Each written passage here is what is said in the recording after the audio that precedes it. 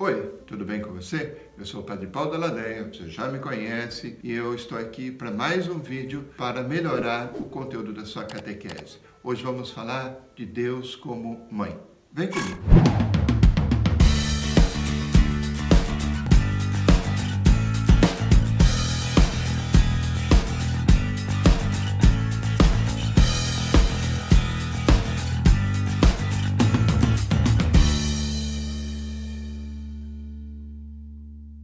Olha, outro dia eu publiquei um vídeo e falava de Deus como Pai. Isso é clássico, isso é profundamente correto. Não estamos errados. Mas podemos falar também de Deus como Mãe. Por que não? Nesses tempos agora, isso ajuda a gente a aproximar das pessoas que não têm pai. Então vamos lá. Em que sentido a gente pode falar que Deus é mãe? Em primeiro lugar, não se esqueça, Deus não se ofende com esse tipo de coisa. Porque sai da própria palavra de Deus. São metáforas, são frases, são textos que são da própria palavra de Deus. Eu vou colocar esses textos aqui abaixo. Não estão todos os textos, tem muito mais texto, mas eu não quis ser exaustivo, tá? Então vamos começar, por exemplo, pega aí Gênesis 1, 27. Pega na sua Bíblia. Gênesis 1, 27 vai dizer que Deus criou homem e mulher como suas imagens. Homem e mulher, imagem de Deus, ele os criou. Não sei como que está a tradução da sua Bíblia que você usa. Mas você pega, por exemplo, Gênesis 5, versículo 2, e vai dizer, ele os criou homem e mulher e lhes chamou de humanos no mesmo dia da sua criação. Se você pegar, por exemplo, um profeta, adiantar um pouco as coisas, tem salmos, tem outras coisas, tem sabedoria, não vou pegar esses textos aqui. Mas pegar Isaías, por exemplo, 46, versículo 3, vai dizer assim, eu cuidei de vocês desde o dia do meu nascimento, eu os acalentei desde o dia do seu nascimento. Então, cuidei e acalentei são duas imagens próprias de uma mulher que dá à luz o seu filho. Até aí tudo bem, né? Vamos pegar Isaías 49, por exemplo, de 15 a 16. Olha o texto. Uma mãe poderá esquecer o filho que amamentou? Poderá deixar de amar o filho que deu à luz? Mesmo que ela pudesse se esquecer, eu gravei o seu nome nas palmas das minhas mãos e a imagem dos teus muros não sai dos meus olhos. Ele está falando do povo de Deus. Isaías, em nome de Deus, está usando uma imagem profundamente feminina, né? Uma mulher que dá à luz, ainda que pudesse esquecer, Deus é muito mais do que isso. Você pega, por exemplo, Isaías 66, versículo 13, como uma mãe consola seu filho, eu os consolarei. Você pega Marcos 10,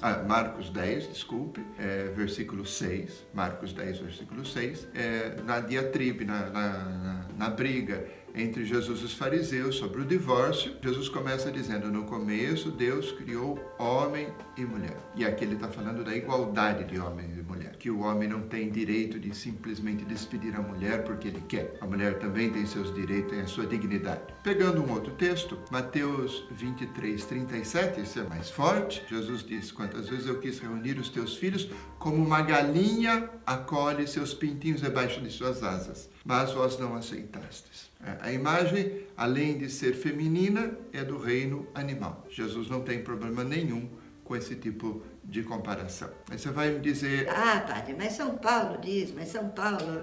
Os argumentos todos são com São Paulo, normalmente. Vamos pegar então imagens de São Paulo, textos de São Paulo, onde ele usa essas imagens femininas para falar dele mesmo, e não tem problema nenhum em achar que ele, um ser humano, homem, vai se comparar com uma mulher. Você pega, por exemplo, 1 Coríntios 4, de 14 a 15, ele diz, olha, eu vos gerei. Gerar, o verbo gerar é feminino. Nós homens não geramos ninguém. Você pega Filemão, no versículo 10 de Filemão, da carta, pequenininha da carta Filemão, ele diz, eu vos gerei. Ele usa esse verbo também. Você pega Gálatas 4, 19, meus filhinhos, por quem de novo sinto as dores de parto, até que Cristo seja formado em vós. Nós estamos vendo aqui, então, Paulo não tendo problema nenhum com essa linguagem mais feminina. Se você pegar, por exemplo, nós temos vários textos dos papas recentes falando sobre esse tipo de coisa. Primeiro, eu quero esclarecer algumas coisas. Nós estamos falando aqui de antropomorfismo na Bíblia, especialmente no Antigo Testamento, tá? Nós usamos imagens humanas para falar de Deus, mas Deus é muito acima de qualquer homem, de qualquer mulher. Então Deus é Deus. Deus não tem gênero. Deus não é macho nem fêmea. Nós dizemos Deus Pai, Deus Filho e Espírito Santo. O Filho, claro, é encarnado, é Jesus Cristo, então ele tem que assumir uma cultura, uma língua, um lugar geográfico, um sexo, um tempo e um espaço. Tá? Ele tem que assumir tudo isso quando a gente fala de Jesus. Mas Deus Pai, nós usamos a palavra de dizer Deus Pai, mas não quer dizer que Deus seja macho. Deus é Deus. Então nós precisamos purificar um pouco as imagens de Deus. Aliás, a Bíblia hebraica, a Bíblia do Antigo Testamento, ela tem um cuidado muito grande para não deixar se manipular a imagem de Deus. Nós podemos falar, por exemplo, no contexto da psicologia, como Jung. Jung diz, grande psicólogo Jung, que é de linha freudiana, compete com Freud na mesma época, ou tem discussões acaloradas com Freud e aprofunda algumas coisas. Jung diz que todo homem tem uma sombra feminina e toda mulher tem uma sombra masculina. E isso não desmerece ninguém. Aliás, quando a gente quer negar a própria sombra, o lado feminino do masculino, ou o lado masculino do feminino, isso dá grandes problemas psicológicos. Se nós pegarmos, por exemplo, a teologia da Idade Média, teologia medieval, e os ortodoxos, nós vamos poder falar de uma teologia apofática. O que é isso? É que a teologia tem um limite. Como é o limite da linguagem humana? Nós podemos falar algumas coisas de Deus, mas não tudo. Então, na verdade, ela tem o limite daquilo que a gente não consegue dizer. E Deus está aí. Deus é muito mais do que a gente consegue dizer. A teologia apofática diz dos limites da nossa linguagem e da falta de limites de Deus. Deus é muito mais do que a gente pode dizer dele. É uma teologia chamada negativa, em contraposição à nossa teologia afirmativa, aquilo que nós falamos como teólogos, falamos de Deus, falamos do ser humano, falamos da criação. Para lembrar você, nós temos uma teologia feminista e pode ser esse o grande problema de muita gente. Porque teologia feminista é uma coisa, é refletir a fé a partir do contexto feminino, mas é diferente de movimento feminista. Muita gente tem dificuldade de falar de Deus de forma feminina. Por quê? Primeiro, uma teologia feminista sai daquele centralismo da Europa. A teologia europeia, por exemplo, acha que ela é o centro do mundo. Hoje em dia nem tanto mais. Mas alguns teólogos europeus, os europeus, acham que porque a evangelização veio para Roma, se espalhou lá para a França, para os países europeus, então alguns acham que a teologia europeia é a correta e tudo o resto é porcaria. Então aquilo que os norte-americanos, Estados Unidos e Canadá fazem, os latino-americanos fazem, os africanos ou os asiáticos fazem, tudo isso pode ser questionado. Na verdade não. O fato de estar sendo produzida na Europa, ou na Ásia, ou na África, ou na América Latina, ou seja lá em que parte do mundo, não diz da qualidade de uma teologia.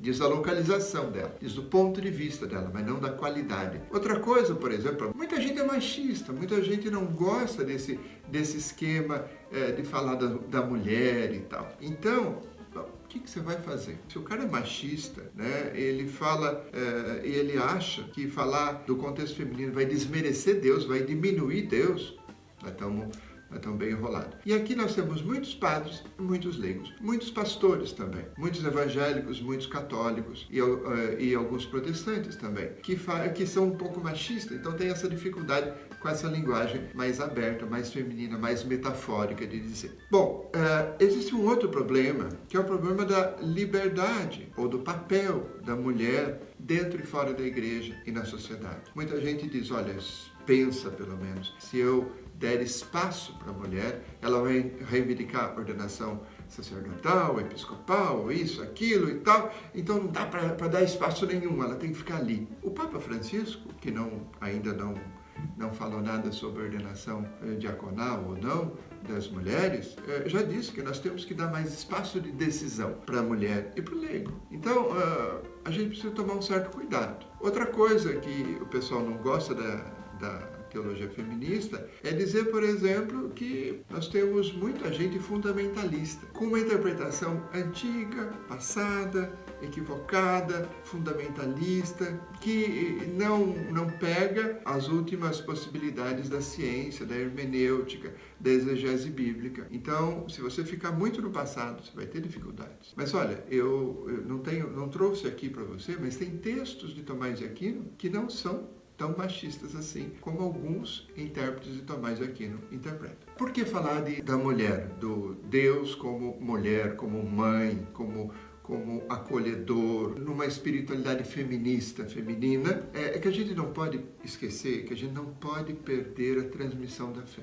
Quando a gente coloca as mulheres de lado, hoje em dia, no contexto que nós temos, da sociedade da igreja, nós esvaziamos a dignidade da mulher, que é a mesma nossa, e nós esvaziamos a transmissão da fé. Muita mulher, olhando um discurso machista, diz, eu não vou passar essa fé para o meu filho, nem para o meu neto. Então a gente precisa tomar um certo cuidado com isso. Só para pouco acabar, existem textos, e eu vou colocar para vocês aqui embaixo, de João Paulo II, onde que fala que Deus é Pai, mas tem um contexto de paternidade e maternidade no Antigo Testamento. Tem um texto anterior, João Paulo I. João Paulo I diz, Deus é Pai e também Mãe. É papà, più ancora é madre. O texto de João Paulo I é de 78. De João Paulo II é de 1999. Também de João Paulo II, a parábola do filho pródigo, onde no dia 8 de setembro de 1999, ele fala de um Deus que acolhe como uma mãe. Claro, e tem o nosso querido Papa Francisco, né, que fala também, Deus é pai e é mãe, chega a fazer algumas críticas à igreja, vamos dizer assim, tá?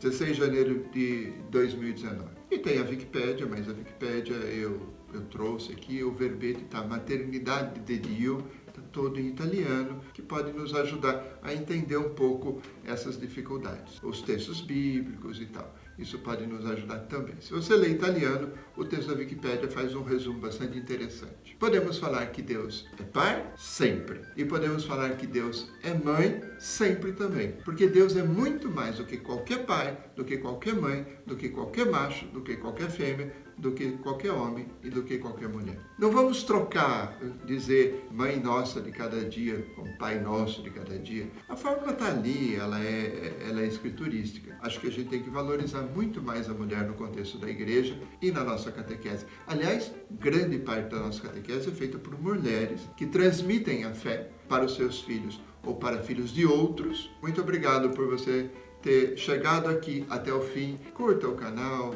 coloque críticas e comentários aqui. Eu quero saber da sua opinião. Seja uma opinião baseada em texto, baseada na razão, na fé. E, por favor, não coloque xingamento, porque eu não aceito. Um abraço, Deus abençoe.